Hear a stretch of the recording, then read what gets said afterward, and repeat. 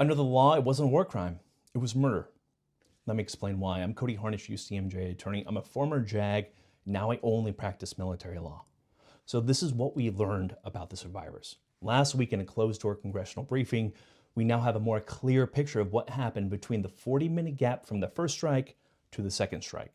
And lawmakers who saw the classified footage say that the survivors were sitting or standing on capsized wreckage, shirtless and unarmed, no radios, no weapons, unable to maneuver and clinging to debris.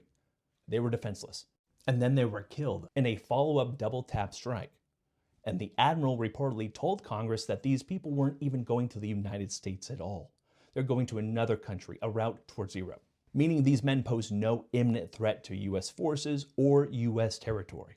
If this were a war, it would be a war crime. Let's assume purely for argument's sake that the U.S. is in a non-international armed conflict. If that were true, the law of armed conflict applies, including Common Article 3 of the Geneva Conventions. Wounded, shipwrecked, or otherwise out of the fight shall not be made the object of attack. And the DoD Law of War Manual itself says the same thing. Shipwrecked individuals may not be attacked, or anyone who is wounded or shipwrecked and unable to defend themselves is orders to combat, out of the fight and protected. Given what we know about the survivors, even in a hypothetical war, this second strike would be a war crime, the intentional killing of protected persons. But here's the truth. We're not in a war.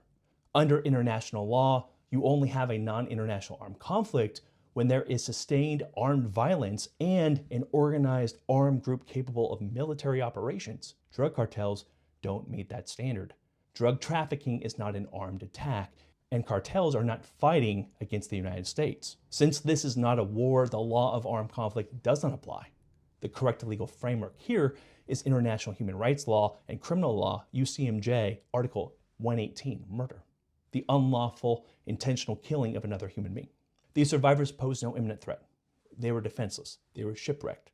And under the law that actually applies, the first strike was unlawful. The second strike was unlawful. Both are murder.